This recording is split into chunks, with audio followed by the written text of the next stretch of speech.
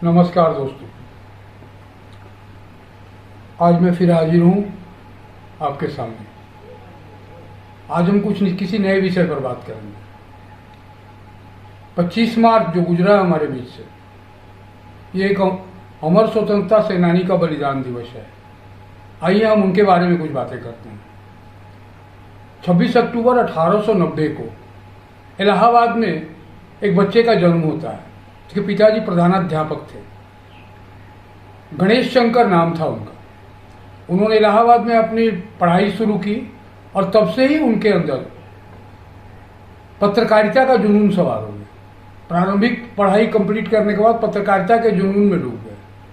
बड़े बड़े पत्रकारों के साथ उन्होंने काम किया। महावीर प्रसाद द्विवेदी ने भी उन्हें ऑफर किया था अपने पत्रिका सरस्वती में आने के लिए, लेकिन वो मदन मोहन मालवीय जी के अभ्युदय में उन्होंने कुछ दिन काम किया मगर उन्हें संतुष्टि नहीं मिली।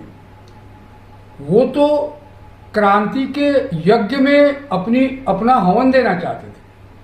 उन्होंने कानपुर में अध्यापन के दौरान अपना पत्रिका प्रताप निकाला और प्रताप का निकलना और उनके क्रांतिकारी और ओजस्वी लेखों की जो बाढ़ आई, अंग्रेज सरकार की नींव हिल गई। उनके कॉलम में, उनके आलेखों में केवल मजदूर और पीड़ित किसान, अत्याचार से बिलबिलाती भारत की जनता, इनका दर्द ही होता था जिसकी गूंज पूरे देश में सुनाई पड़ने लगी।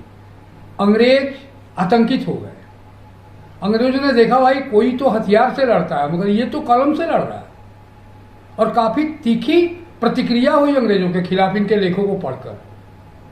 अंग्रेजों ने इनके खिलाफ कई तरह के षड्यंत्र करके 6 बार 1921 से 1931 तक 5 से 6 बार इन्हें सश्रम कारावास में भेजा। अंतिम रिहाई इनकी 9 मार्च 1931 को हुई। उसके बाद कानपुर में दंगा फैल गया।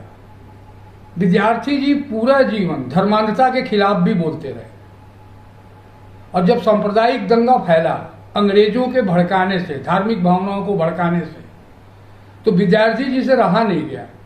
गणेश शंकर विद्यार्थी नगर में घूम घूम कर लोगों को समझाने लगे, धार्मिक सद्भाव लाने की अपील करने लगे, और इसका लाभ भी हुआ। कई हजार लोगों की जान बच गई, कई जगह दंगा शांत हो गए। मगर दुर्भाग्यवश एक दिन कुछ ऐसे दंगाइयों के बीच विद्यार्थी जी फंस गए जो इन्हें पहचानते नहीं थे, और इसके 3-4 दिनों के बाद इनका विकृत शव सरकारी अस्पताल में लाशों के ढेर में पाया गया।